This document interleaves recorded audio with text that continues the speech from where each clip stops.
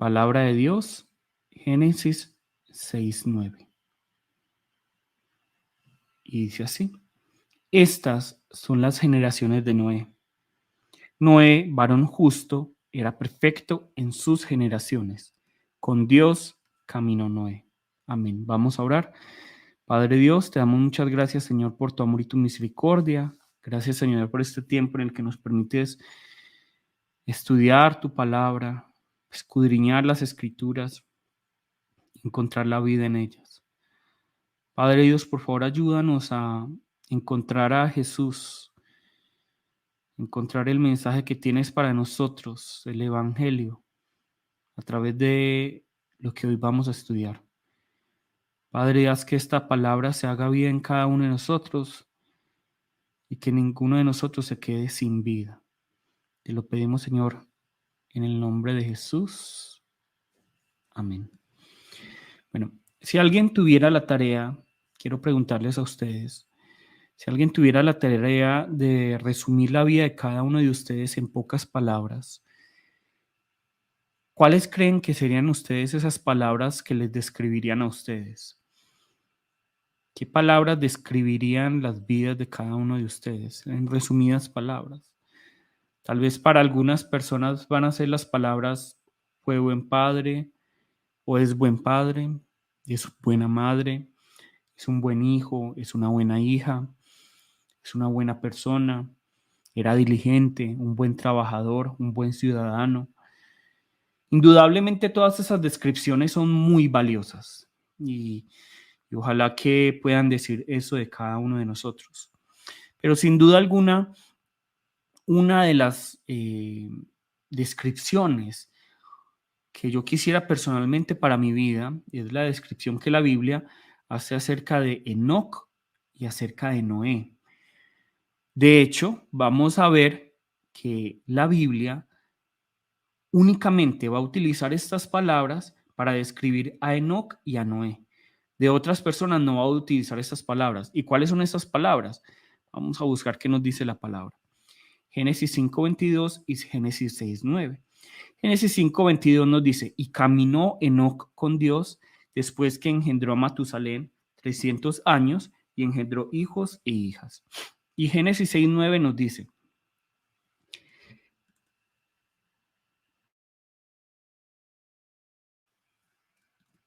estas son las generaciones de Noé. Noé, varón justo, era perfecto en sus generaciones. Con Dios caminó Noé. Entonces vemos cuál es la descripción que la Biblia realiza acerca de Enoc y de Noé.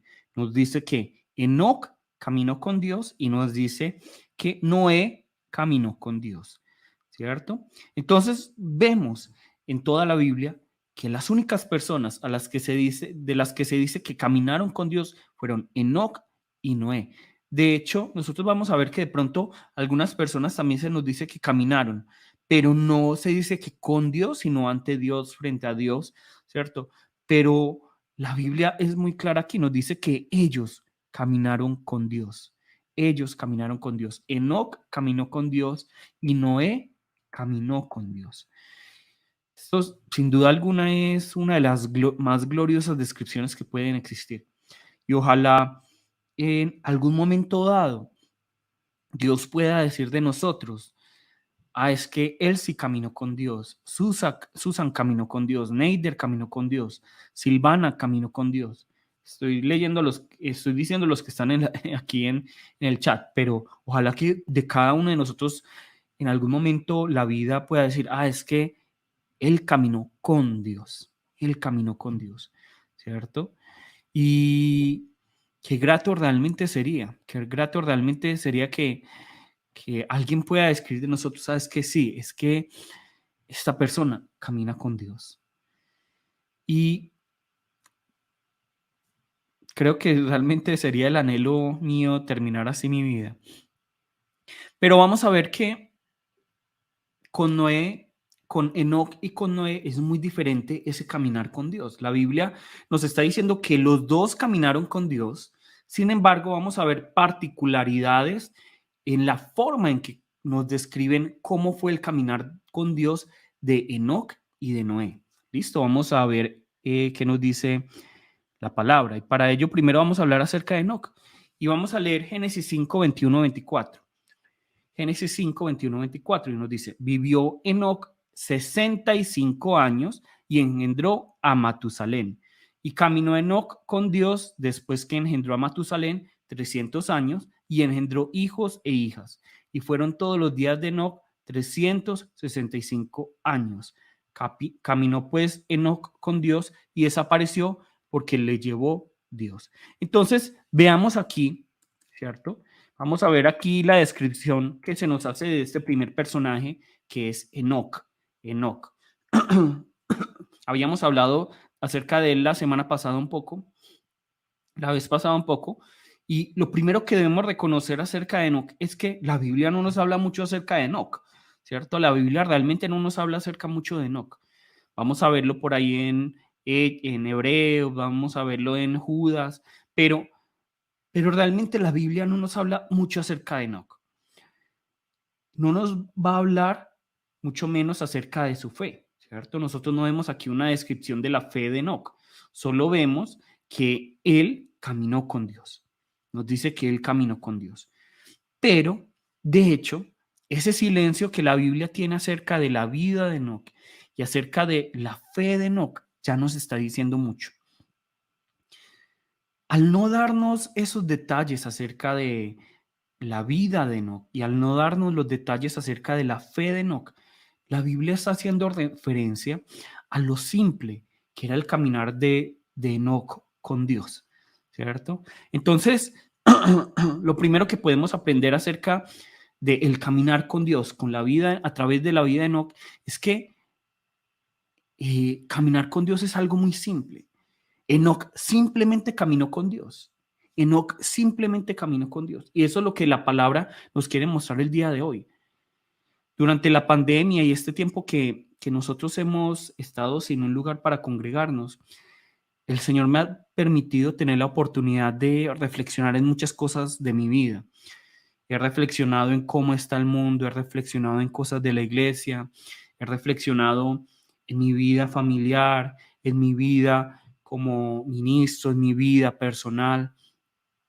Y entre todas esas cosas que el Señor me ha pedido, que me ha permitido meditar, sin duda alguna, una de las cosas de las que me he dado cuenta es lo complicado que nosotros hacemos la vida, o sea, que nosotros como seres humanos a veces nos complicamos muchísimo la vida, cuando realmente la vida es mucho más simple de lo que nosotros pensamos. Y lamentablemente nosotros trasladamos eso a la iglesia, trasladamos eso a nuestra vida de fe. Es porque el mundo finalmente, perdón, nos ha enseñado que uno debe seguir ciertos pasos, métodos, programas, sistemas, y por eso es que creemos que la vida de fe también tiene que seguir unos pasos, unos métodos, unos sistemas, unos programas para la vida de fe, para una vida de fe exitosa, para acercarse al Señor, ¿cierto? Y entonces es así como, por ejemplo, como fariseos muchas veces creamos ritos, normas y leyes que no fueron ordenadas por Dios, pero que a la final nos cargan a nosotros y cargan a las demás personas, ¿cierto? Es por eso que yo creería que hay personas a las que se les complica mucho la oración, porque de pronto hemos creado como pasos, métodos, programas, sistemas para orar, que de pronto creemos que si no cumplimos esos requisitos, de pronto nuestra oración no va a llegar a Dios, ¿cierto? También por eso de pronto a algunos se les dificulta ir a la iglesia, se les dificulta el culto, porque hemos creado todos esos ritos, todos esos sistemas, todos esos programas que en vez de acercarnos a Dios, más bien nos alejan, más bien dificultan ese adorar y glorificar al Señor, ¿cierto? Y por esta razón, yo creo que uno de los propósitos de Dios con el coronavirus es que nosotros nos humillemos y entendamos que las cosas son más simples, que volvamos a lo básico, que volvamos a lo básico. Y es que miren qué nos dice la palabra en Miqueas 6:8. Miqueas 6:8. Él te ha declarado, oh hombre, lo que es bueno. ¿Y qué es lo que el Señor demanda de ti? Sino solo practicar la justicia, amar la misericordia y andar humildemente con tu Dios. Miren, la palabra nos está diciendo aquí qué es lo bueno para Dios. Nos está diciendo qué es lo que Dios demanda.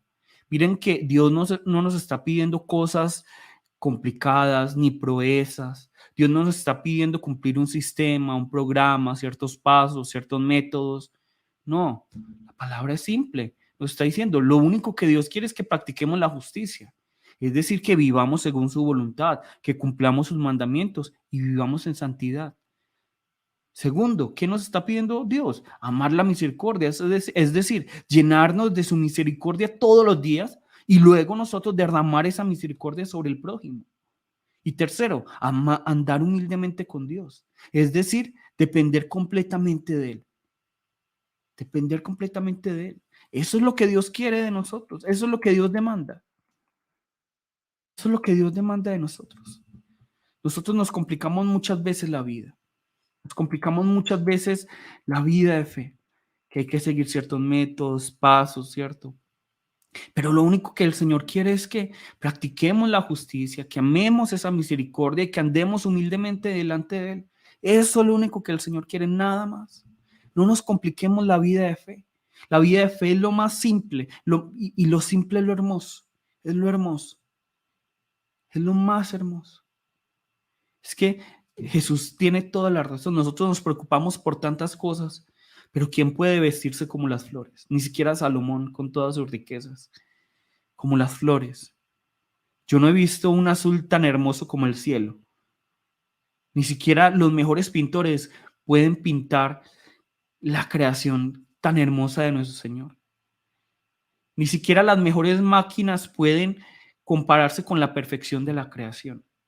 Es que abran en una página un libro de medicina y se van a dar cuenta que el cuerpo humano es tan perfecto, tan perfecto, tan perfecto. ¿Cómo funciona todo? ¿Cómo funciona? Es que es hermoso. Entonces, volvamos a lo simple. Volvamos a lo simple de la vida de fe. No nos compliquemos con, bueno, es que en el culto hay que hacer primero alabanza y luego tenemos que orar y luego...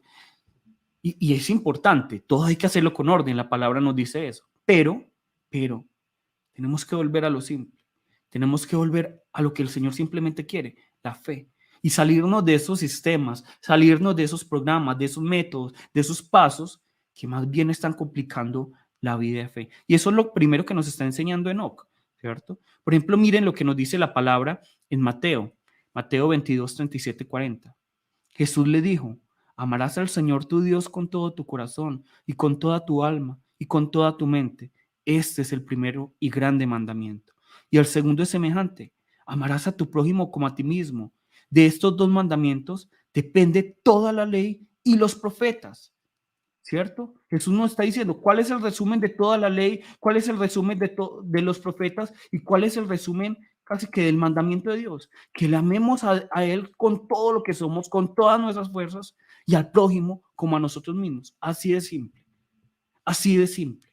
Eso es lo que el Señor quiere. Entonces, miren, aquí la palabra nos está dando algo muy simple. Y por simple es difícil. Por simple es difícil. Pero es muy simple, es muy simple. Nosotros nos complicamos y estamos peleando que por detalles teológicos muchas veces. Estamos peleando es que la salvación se pierde, no se pierde, que la salvación es por obras, la salvación es por fe. La gente está peleando por eso. Y si uno se pone a ver en Facebook, uno solo ve discusiones acerca de eso. Pero realmente lo que deberíamos estar discutiendo es cómo podemos amar y adorar y glorificar más a nuestro Señor, cómo podemos llevar mejor la palabra a nuestros hermanos, cómo podemos amar más a nuestro prójimo, qué podemos hacer por una sociedad tan injusta, ¿cierto? ¿Qué podemos hacer por una Afganistán que en este momento está sufriendo, digamos, el resultado del egoísmo de algunas personas, de algunos gobiernos? El resultado de que como cristianos nosotros estamos tan encasillados en nuestros problemas cotidianos que no estamos llevando la palabra a esas personas. Y obviamente yo no estoy diciendo que, es que vámonos a Afganistán. Aquí también hay muchos problemas y aquí también se necesita la palabra. Pero estoy hablando de la iglesia en general. Que nos hemos complicado tanto las cosas con teologías, con doctrinas, que se nos ha olvidado lo básico: practicar la justicia, amar la misericordia, humillarnos y caminar delante del Señor. Se nos ha olvidado que lo primero es amarle a Él con todo lo que somos, postrarnos, que lo único necesario es eso, y que debemos amar al prójimo, al necesitado, al mendigo en la calle, al que está hambriento, al que está sediento, al que necesita la palabra. Lo simple, lo simple. Entonces tenemos que quitarnos esa idea de que para acercarnos y caminar con Dios debemos realizar como proezas, cosas grandes.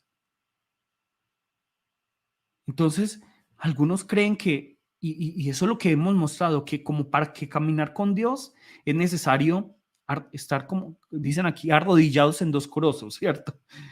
Arrodillados en dos corosos.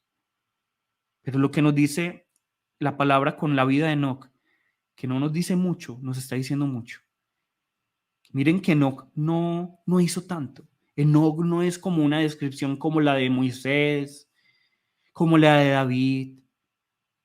Pero miren una cosa: de las dos personas que fueron llevadas hacia Dios antes de padecer la muerte, Enoc. Y no se nos dice nada acerca de él.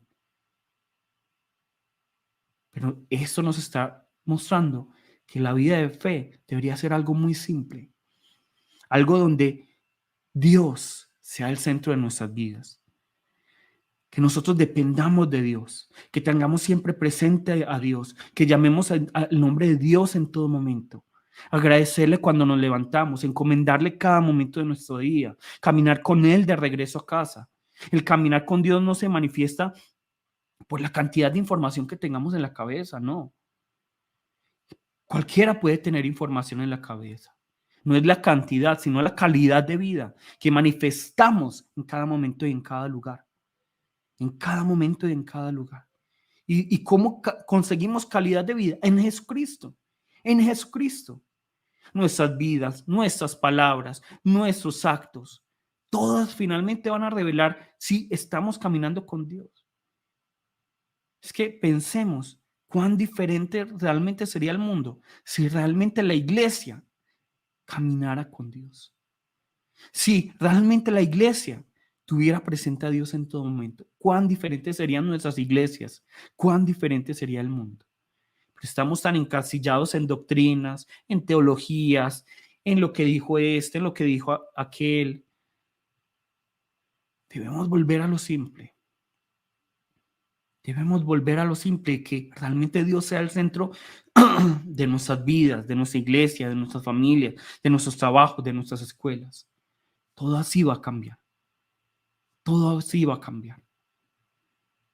Todo así va a cambiar realmente. La palabra nos dice que Enoc caminó con Dios, empezó a caminar con Dios desde los 65 años. Miren que no es tarde. No es tarde para que empecemos a caminar con Dios. Y lo hizo luego de que nació Matusalén. Eso es lo que nos dice la palabra, que Enoc empezó a caminar con Dios luego de que nació Matusalén. Y no sabemos exactamente cómo fue, pero al parecer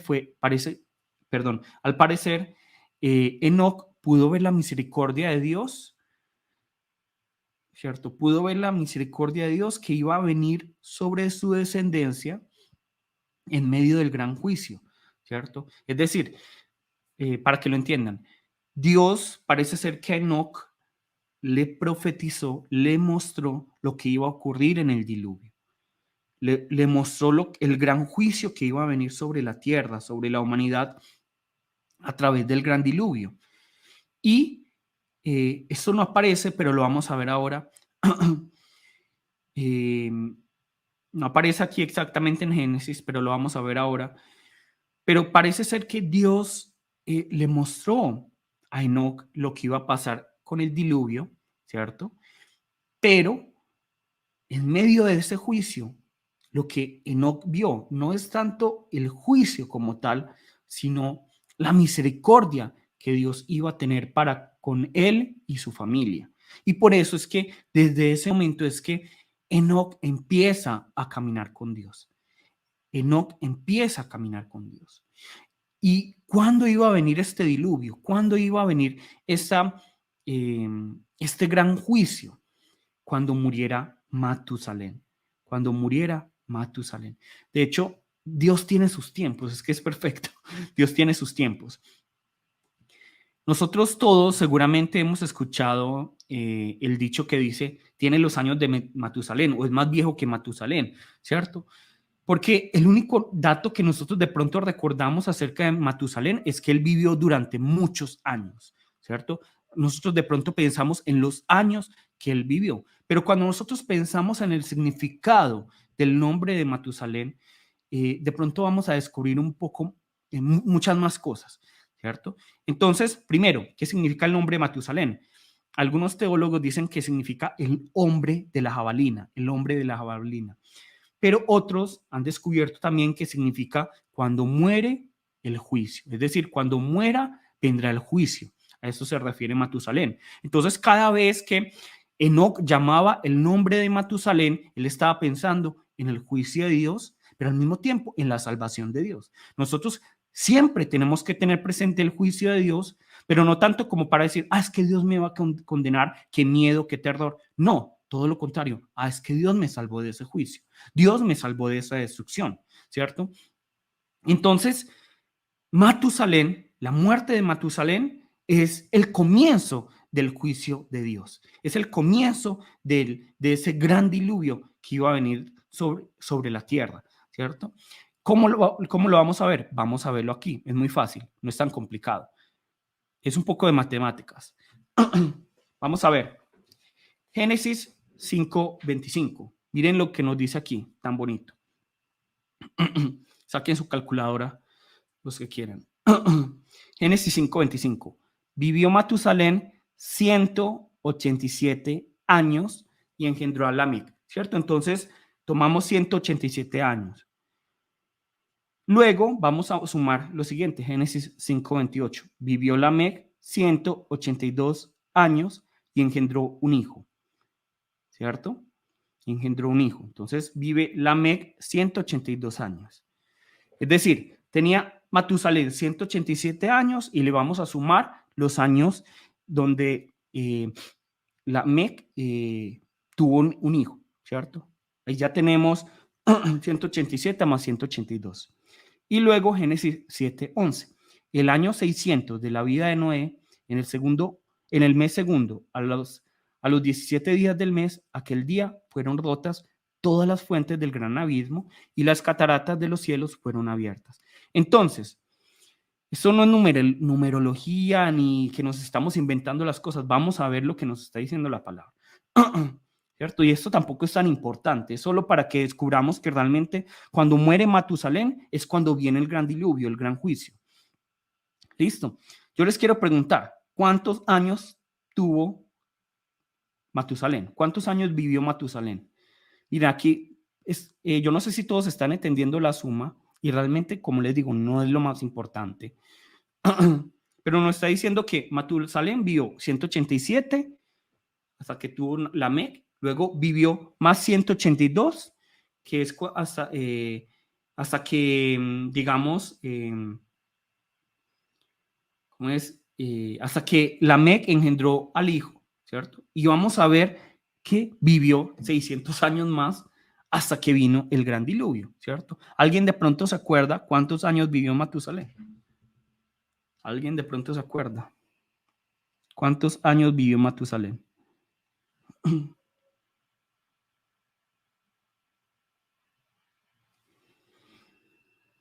Aquí no me aparece nadie por el momento, pero no importa.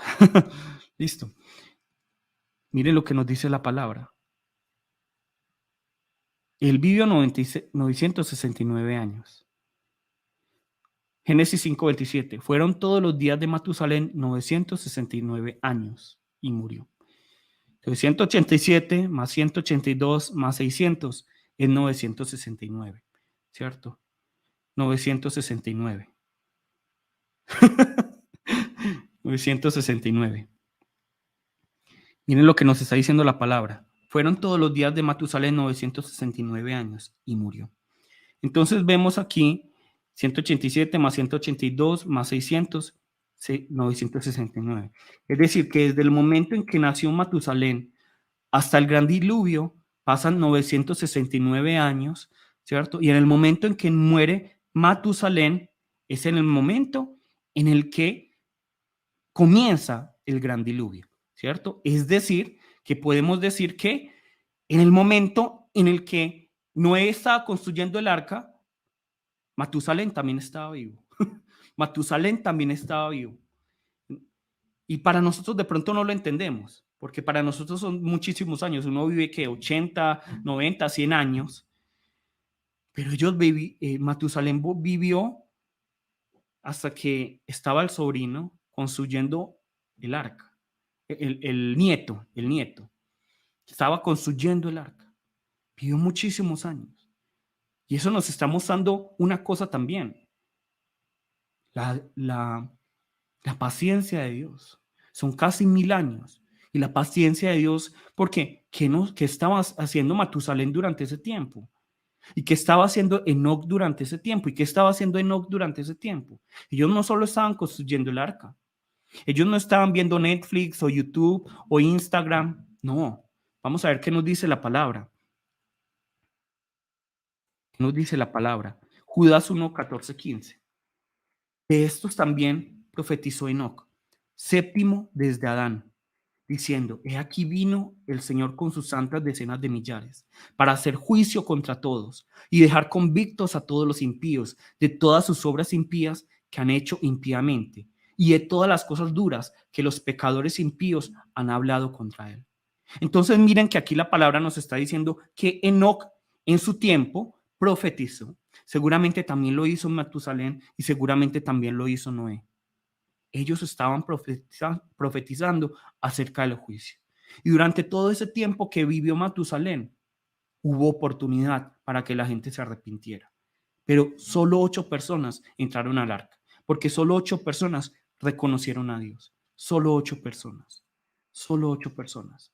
Entonces, debemos ser conscientes que si nos guste o no, aunque nos guste la idea o no, porque hay muchos como muchas iglesias o grupos cristianos donde dicen, no, es que el infierno, el juicio, eso es una mentira, es un invento, y realmente existen. Aunque nos guste o no, la palabra nos dice que va a venir un juicio del Señor sobre todos los hombres, sobre los que no creen en Jesús y sobre los que creen en Jesús. Va a venir un juicio. Va a venir un juicio también sobre nosotros. Va a venir un juicio. Pero lo que nos está diciendo la palabra es que para las personas del mundo, para los que están fuera de Cristo, debe ser motivo de temor. Pero para nosotros que estamos en Cristo, debe ser motivo de esperanza. Debe ser motivo de gozo. ¿Por qué? Porque nosotros ya hemos sido redimidos, porque nuestras culpas ya fueron cargadas por Cristo. Entonces, por eso es que yo les digo tanto que el libro de Apocalipsis no podemos verlo como un libro al que hay que tenerle miedo, sino que más bien es un libro de esperanza. Porque el juicio de Dios para las personas del mundo es terror y juicio, pero para nosotros es misericordia y salvación. Es misericordia y salvación. Y por eso es que Enoc, a pesar de que él estaba predicando juicio, para él era motivo de gozo. ¿Por qué? Porque él veía la misericordia que iba a ser derramada sobre él y sobre su familia. Sobre él y sobre su familia. Y por eso es que Enoc no participa de la muerte. Él no participa de la muerte. Porque él realmente tenía esa esperanza. Él caminó con Dios. Y esa no es esperanza. Esa es la misericordia y la salvación del Señor para con nosotros. Y por eso debemos caminar con el Señor. Ahora vamos a hablar acerca de Noé. Vamos a hablar acerca de Noé. Vamos a leer entonces Génesis 9:14. Génesis 6, 9, 14. Estas son las generaciones de Noé. Noé, varón justo, era perfecto en sus generaciones. Con Dios caminó Noé. Y engendró Noé 3 hijos, a Sem, a Cam y a Jafet. Y se corrompió la tierra delante de Dios, y estaba la tierra llena de violencia. Y miró Dios la tierra, y aquí que estaba corrompida, porque toda carne había corrompido su camino sobre la tierra. Dijo pues Dios a Noé: he decidido el fin de todo ser, porque la tierra está llena de violencia a causa de ellos. y aquí que yo los destruiré con la tierra. Hazte un arca de madera de gofer. Harás aposentos en el arca y la calafatearás con brea por dentro y por fuera. Amén. Entonces nosotros vemos aquí la historia de Noé. Vamos aquí la descripción de Noé.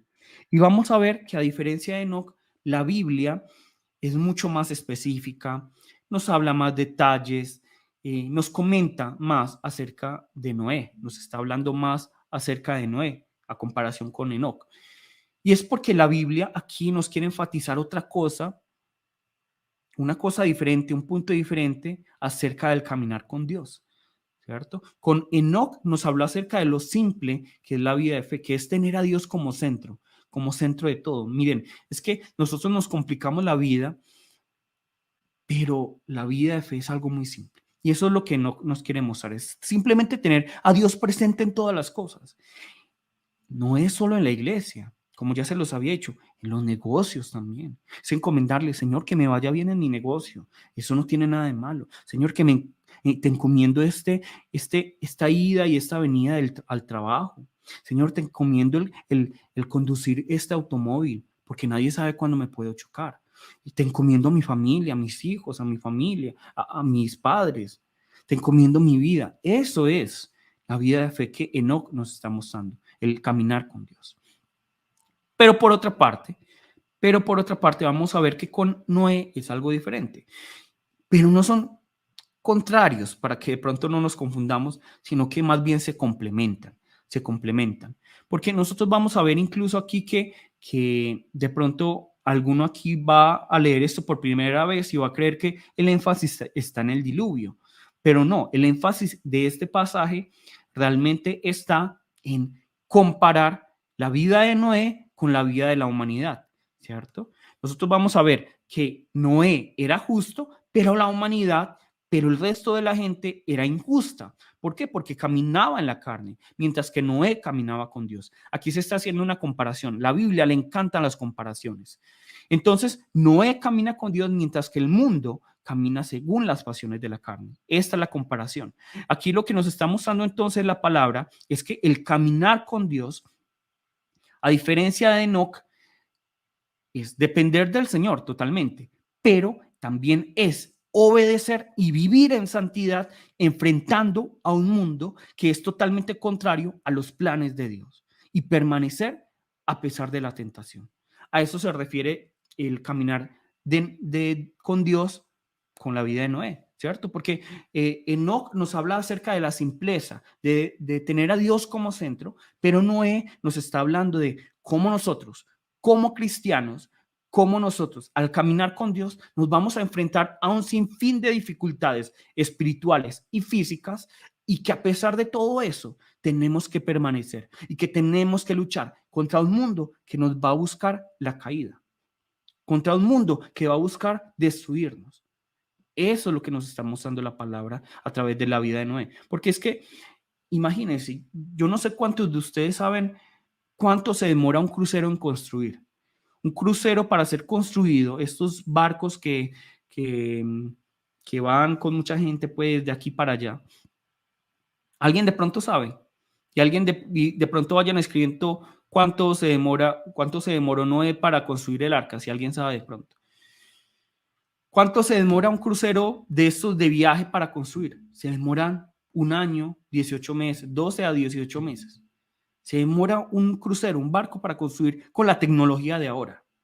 Con la tecnología de ahora se demora tanto tiempo. Ahora, ¿cuánto creen ustedes que se demoró Noé para construir el arca? ¿Quién de pronto se le ocurre o ya busco en internet? ¿Cuánto se habrá demorado Noé para construir el arca donde él se montó con los animales?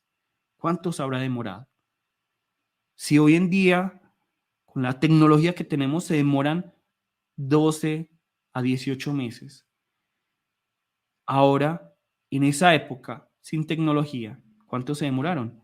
Como dice muy bien Francisco y Simón, entre 100 a 120 años. 100 a 120 años, ¿se imaginan? Es que imagínense cada uno. Vamos a construir un arca en medio del centro de Medellín. Vamos a construir un arca en medio del centro de Medellín. ¿Ustedes se imaginan las burlas y cómo saldrían en las noticias y cómo serían ustedes de hazmerreír para mucha gente? Ahora imagínense esa burla, esos insultos, ese hazmerreír que serían ustedes durante 120 años construyendo un arca en un lugar donde no había ni lluvia y donde no había un lugar como para poner el arca. Y además en esa época también, digamos que estuviera cerca de un lugar, ¿quién iba a cargar eso hasta el mar?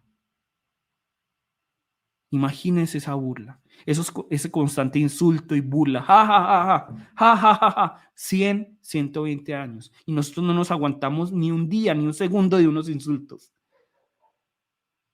Pero Noé perseveró en su fe. A pesar de la tentación, seguramente de dejar las herramientas, a pesar de que él no veía la lluvia por ningún lado, a pesar de sus pasiones naturales, porque él era un ser humano, a pesar de todo esto, él permaneció, él obedeció, él buscó vivir en santidad, él buscó ir contracorriente, contracorriente. Indudablemente la vida de fe de cada uno de nosotros está acompañada de dificultades, porque la Biblia no nos ha prometido a ninguno de nosotros lujos, glorias en este mundo. Eso no nos promete la Biblia. Todo lo contrario.